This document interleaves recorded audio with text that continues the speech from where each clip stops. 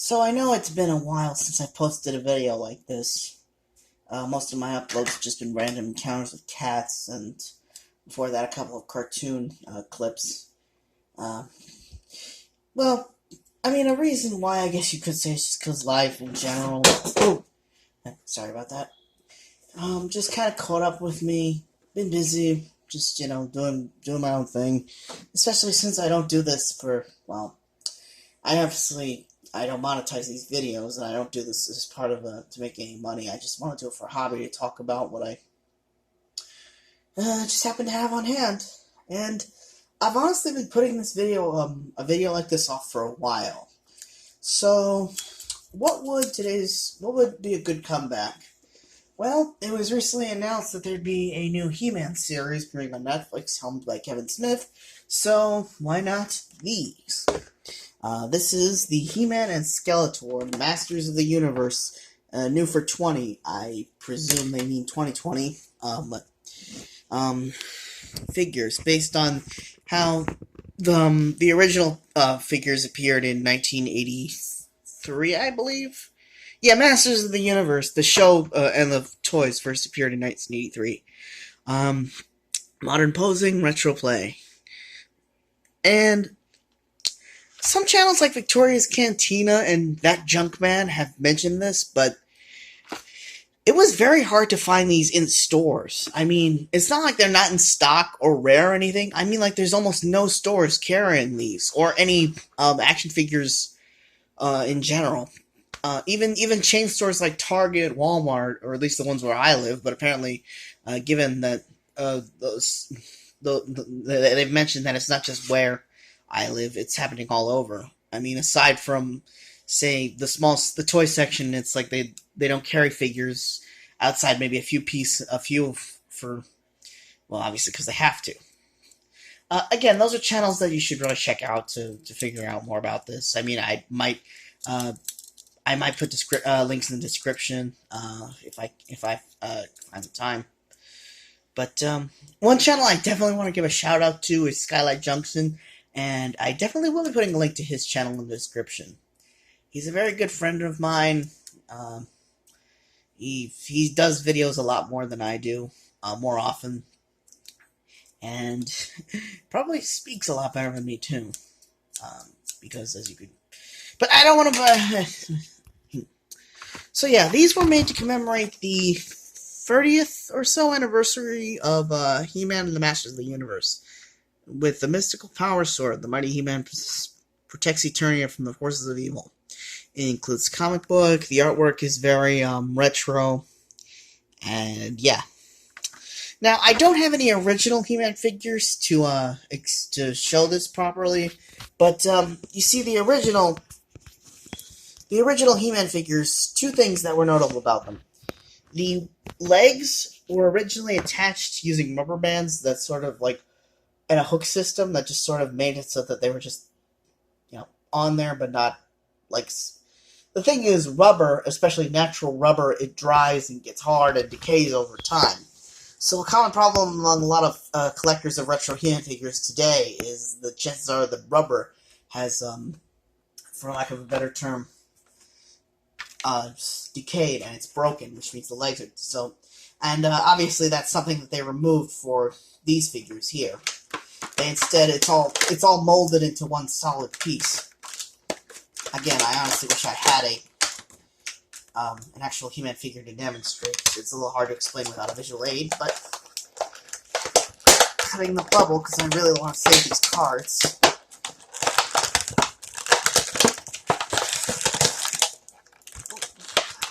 Oh, come on! I ripped a little.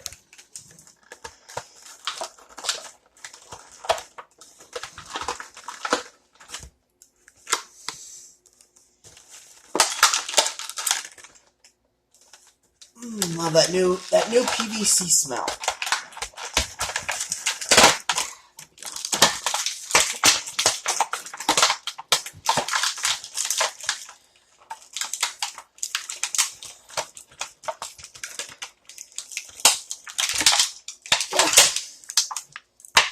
Whew, Adam, you right there?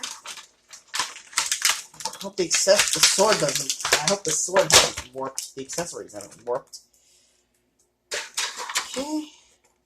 Now I can just get the comic out. Oh, Twarlo. This might be short enough to show off real quick, so. Masters of the Universe, Beast Barrage. Oh, I wonder who made this. Snake Mountain, Home of the Evil Skeletor. Wow. You know, if it wasn't for the more modern comic art, a lot of the narration and like the layout, it really does feel like an 80s comic book. Of course, the pack-in comics had to be short because, you know, they weren't the main draw to the... But they are nice little action pieces. Based on the art style from the upcoming series, I don't think this is going to reflect it accurately. It's not going to be based on this, because this came first. But it does look pretty neat.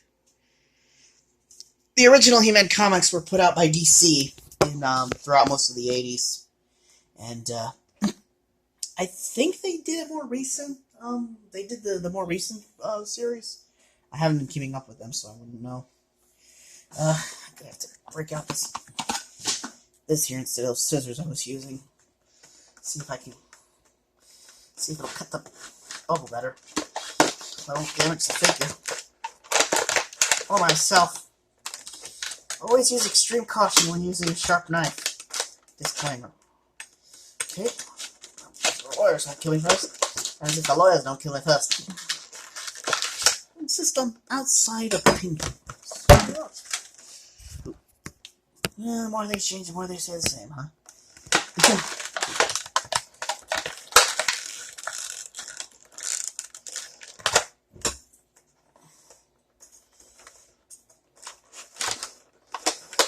I really hope the Skeletor didn't come with the same comic as the He-Man. I mean, the least they could do is provide a different comic for each figure, which is, I believe, how it worked with the originals.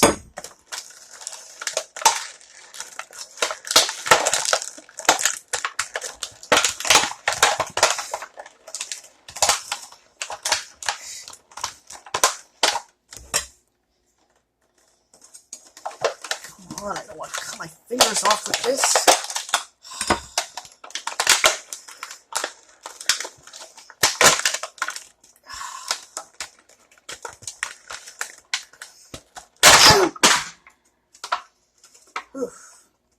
Well, I couldn't completely save the cards, but... yep, it's unfortunately the same. Anyone want an extra mini pack-in He-Man comic? Well, that's a spirit breaker. And I couldn't get the clean off. I'll have to fix the removing the bubbles later. Trying to get through the... Oh! And an arm just popped off. Hopefully it'll pop back on. Skeletor. Plastic strings. Okay. That. Put this arm back on. I hope I didn't break it off. I mean, this is new out of the package. That'd be such a rip-off.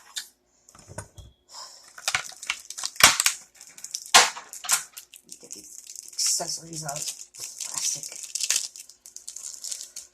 Oh, that's interesting. Skeletor comes with his staff and a sword. I don't know if the original Skeletor, at least the base figure, came with a sword. I think it just came with the staff.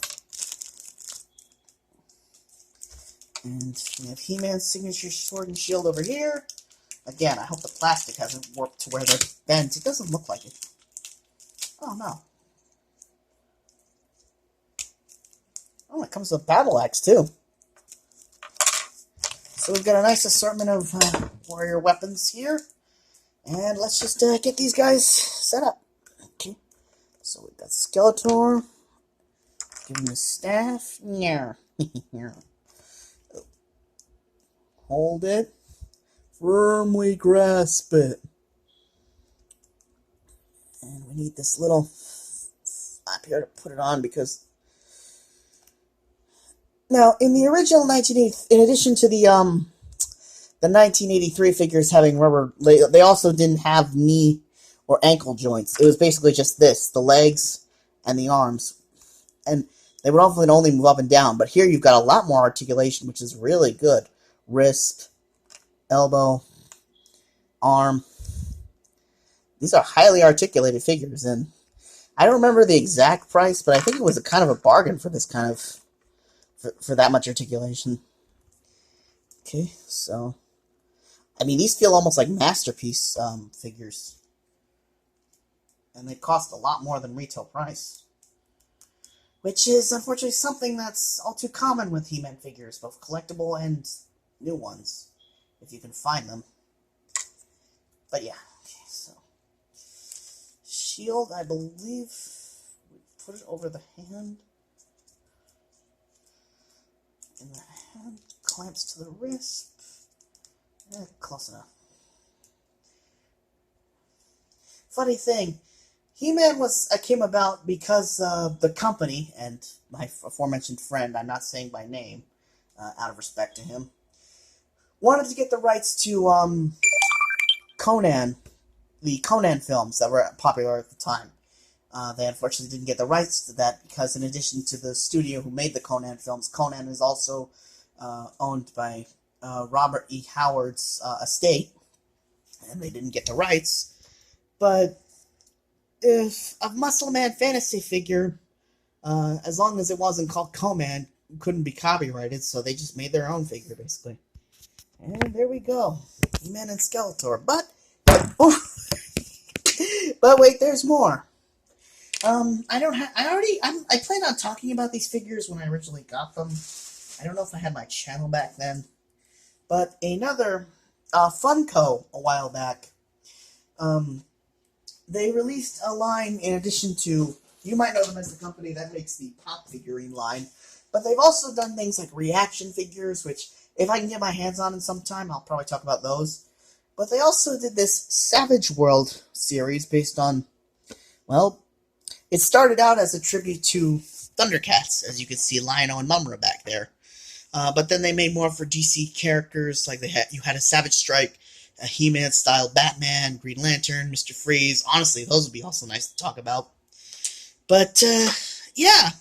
The funny thing is, the original Thundercats toys, because they were made by Coleco, a company separate from the ones who made He-Man figures, they were originally a lot taller, and so they wouldn't, you couldn't actually have He-Man fighting Lion-O if you were an 80s kid, or Skeletor teaming up with Mumra.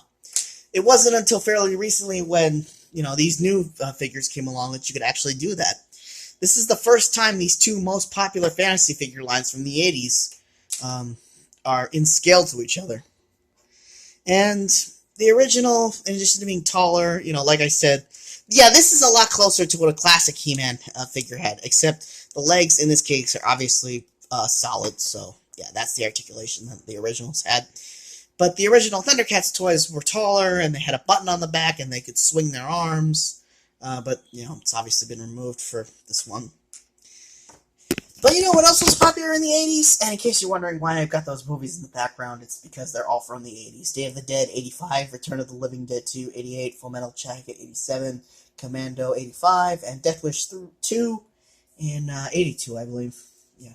So, I would have put He-Man, G.I. Joe, Thundercat DVDs, or Transformer DVDs on there, but I don't even have the modern films of those. So, in addition to He-Man, moving on from that company to Hasbro, we have the G.I. Joe Classified series.